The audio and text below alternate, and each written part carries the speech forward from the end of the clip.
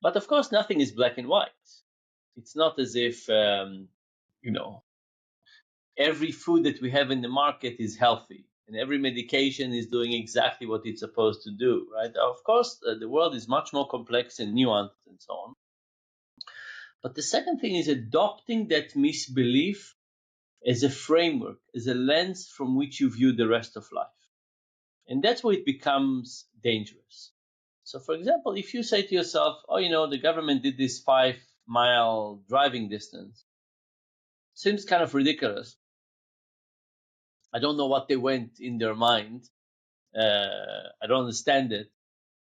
But the government does lots of things I don't understand. This is not the first time.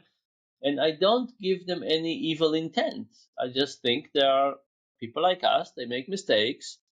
Sometimes they make strange decisions, and that's just life.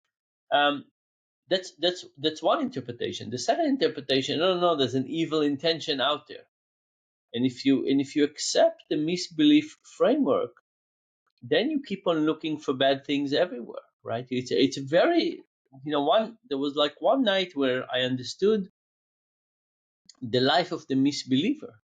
A misbeliever wakes up in the morning and feels there's a big, powerful force out there to get them, right? It's a terrible life to believe that, right? If you look at everything from the lens of this is intentional, like most people, I think, and I for sure, when I see bad things happen, I usually think it's stupidity or lack of attention to details or some bad beliefs. But I rarely think that there are things that are truly evil intentions. Yeah. But if you are starting to believe in conspiracies, then you start believing that there's lots of people, in high-ranking people, with tremendous amount of power, with really bad intentions, and then everything you see, you say, oh, why, what were they trying to get here? What is it? And that's a very, very difficult point. And of course, if you start looking at it this way, you'll find more things. Yeah. So in my case, people can take one thing I said here and one thing I said here, and if you look in a suspicious mindset, you'd say, oh, I connected the dots. I now found this evil person who's trying to destroy the world. I had this conversation with my wife today, actually, because we recently came home from Sydney, and we came home to a find that I had where I'd been picked up head down moment using my phone as I was driving by a camera at a traffic light.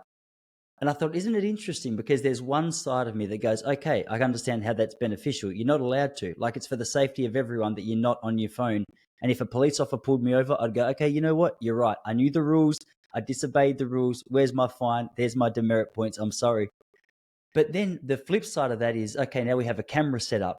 And there's something that feels a little bit 1984. It starts to creep in. You can see in my mind, I go, okay, I don't know how much I like the idea of a camera doing the same job.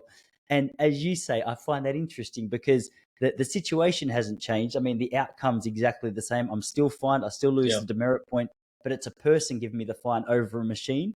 And I find that conversation one, which has been coming up recently. A lot of people like to point to China and the social credit score and say about how we're starting to move towards a lifestyle or a society like that, which So let me say a couple of words about this. So the funnel of misbelief, the way I describe it in the book, has 4 components. The first one is stress, emotion. The second one is cognitive, what information we choose to look and how we interpret it. The third one is personality, and the last one is social. But at the end of the day, there's all kinds of things we can do.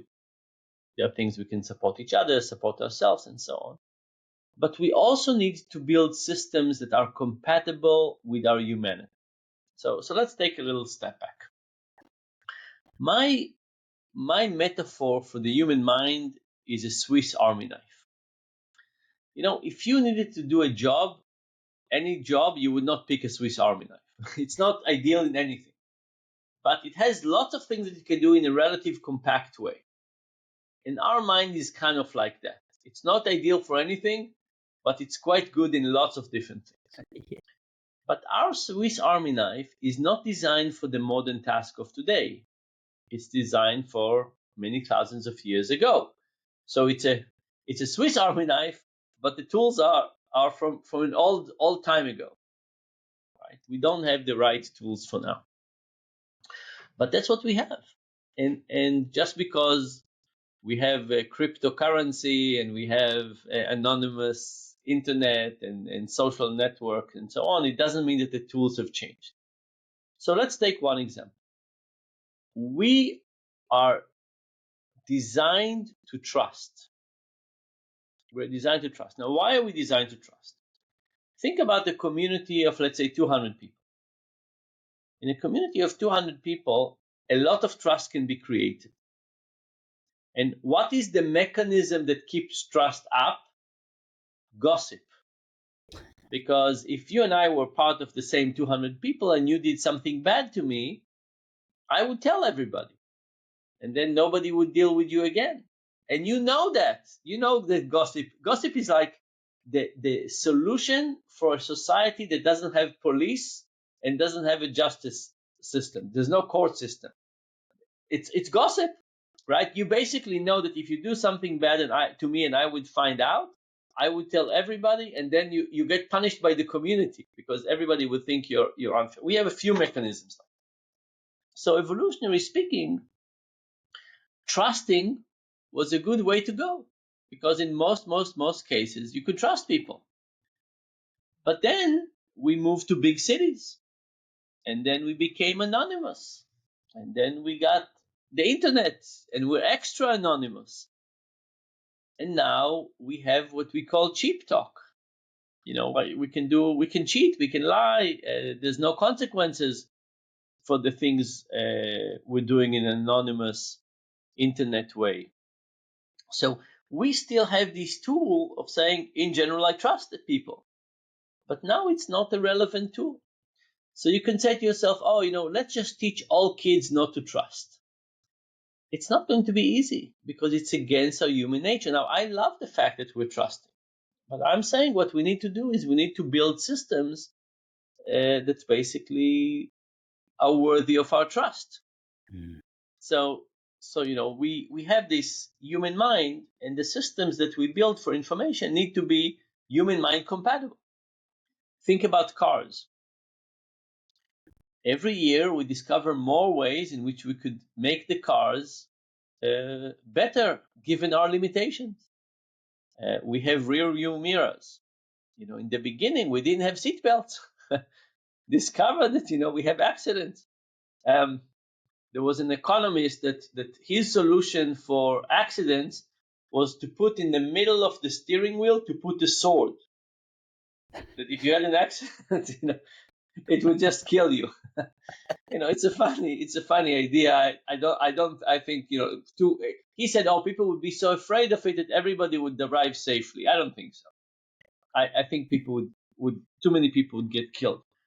Our human nature is not to pay attention and to take chances, and we need rear view mirrors, and we need seat belts, and we need anti-lock brakes, and we need things that remind us about distance to cars and all kinds of things like that.